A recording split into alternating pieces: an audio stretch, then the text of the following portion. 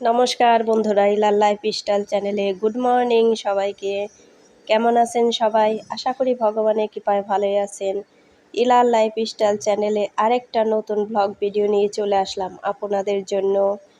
আরেকটা লাইক দিয়ে আমার ভিডিওটি কন্টিনিউ করবেন। আপনাদের একটা লাইক আমার ভিডিওটিকে এগিয়ে যেতে সাহায্য করবে। আর ভিডিওটি স্কিপ না করে পুরোটাই দেখবেন, আশা করি ভগবানের কৃপায় ভালোই লাগবে। এই তো আমি এই যে তরমুজের খোসা ভাজি করছি। এই ভাজিটা কিন্তু অনেক টেস্ট, যারা খান নাই তারা একবার হলেও খেয়ে দেখবেন।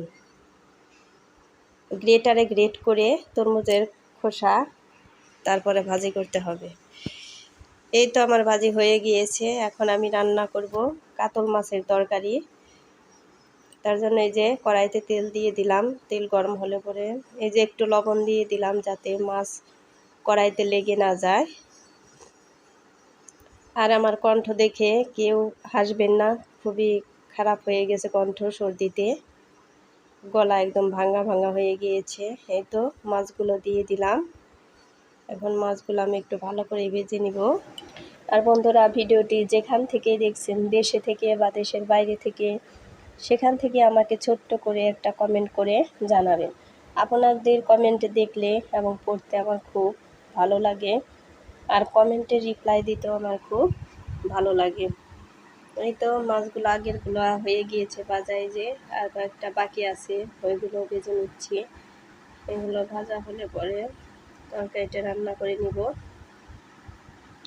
এই তো এগুলো ভাজা হয়ে গিয়েছে। এখন এই যে আর একটু তেল দিয়ে দিব।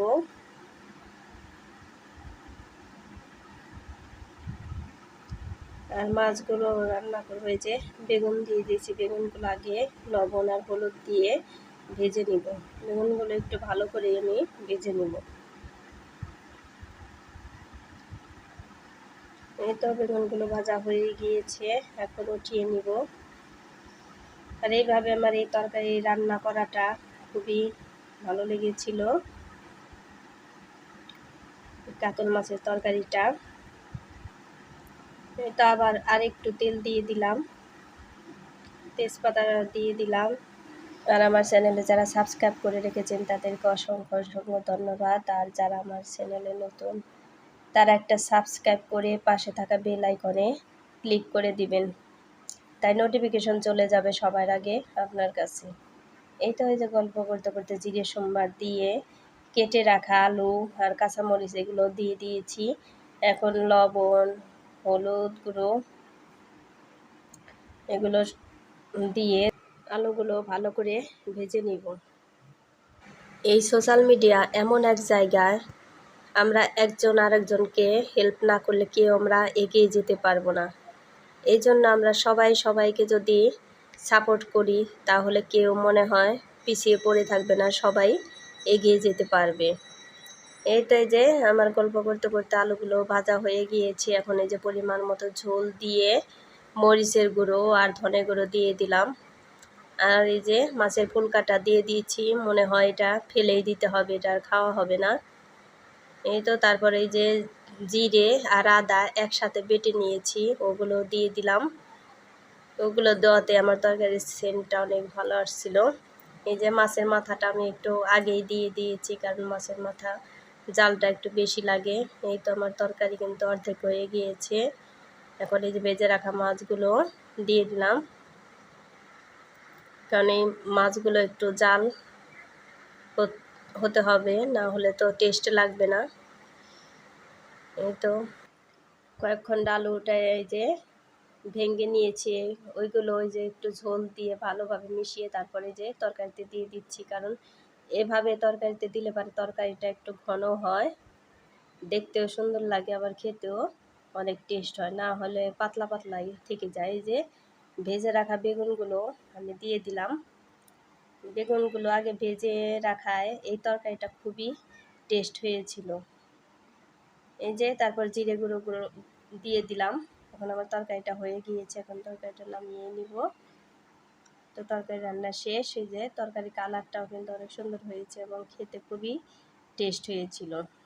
এই রান্নাগুলো আমার কয়েকদিন আগের শ্যুট করা ছিল, আমরা আজকে যাব অষ্টমী স্নানে। এই যে তার জন্য রেডি হয়ে নিচ্ছি। অষ্টমী স্নান হলো আমার বাবার বাড়ির ওইখানে শানবন্ধা, এই জন্য এই যে একটু সাজুগুজু করে নিচ্ছি। স্নানটা ওইখানে গিয়ে করতে পারবো না, এর জন্য বাড়ি থেকেই করে যাচ্ছি। ওই যে আপনাদের দাদাও করে পূজা টুজা দিয়ে তারা যাবে।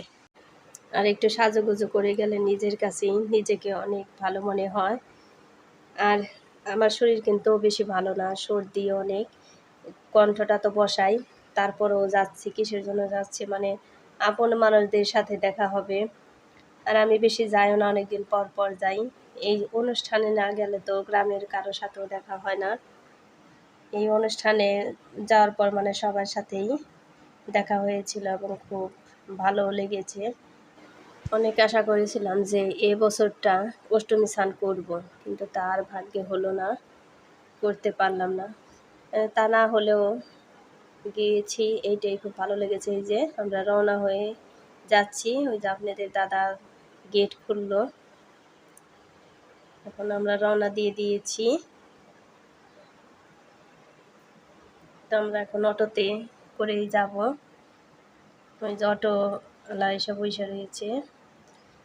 আপনাদের দাদাকে বলতেছে যে আমি না কখন এসে বসে আছি, তারপরেও তোমরা আসতে চাও না। ওই যে আপনাদের দাদা আবার রাস্তায় নেমে এক দোকান থেকে মিষ্টি কিনে নিয়ে আসলো। এই যে আর এই ব্রিজটা কিন্তু অনেক বড় ব্রিজ, আমাদের বালিরটেকের ব্রিজ। আর ব্রিজটা কিন্তু অনেক সুন্দরও হয়েছে।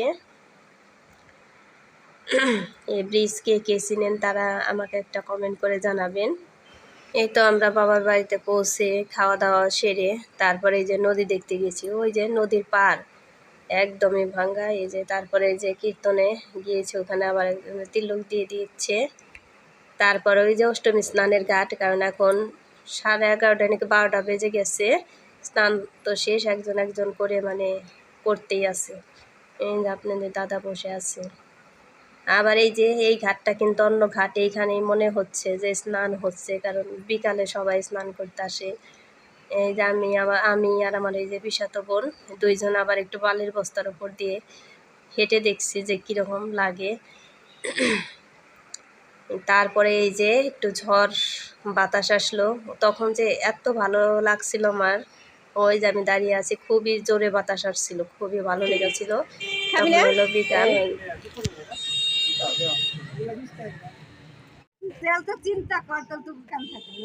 ওইখানে আমার পিসি আর পিসামশা আরসি খেতে লাগছিল, তাই আমাকে খুব আদর করছিল, আমি খাইনি ঠান্ডা দেখে। এই তো যে খাওয়া দাওয়া শেষ করে কিন্তু আমরা আবার বাড়িতে পৌঁছেও গিয়েছি।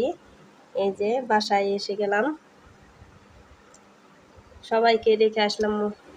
আজকে রাতটা থেকে আসতে পারলে একটু ভালো লাগতো, কারণ সবার সাথে দেখা, সবার সাথে একটু গল্প গুজব করতাম আর একটু ভালো লাগতো।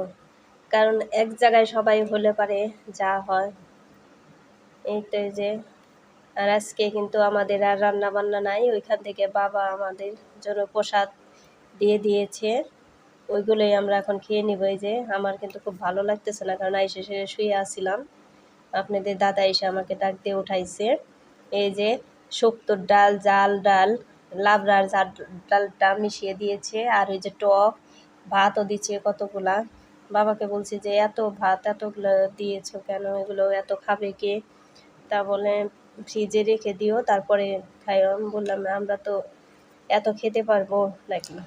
খেয়ে দিয়ে যেগুলো বেশি হয়েছে ওইগুলো আবার আমরা বাটিতে ভরে ডিপ ফ্রিজে রেখে দিয়েছি, কারণ আমার মেয়েরা আবার এই যে মহাপ্রভুর ভোগ খুবই পছন্দ করে, যে শুক্তোর ডাল এগুলো খুবই পছন্দ করে। তাই ভাবছি যে বর্দার বর্দি আসবে, তাদের কাছে দিয়ে দিব।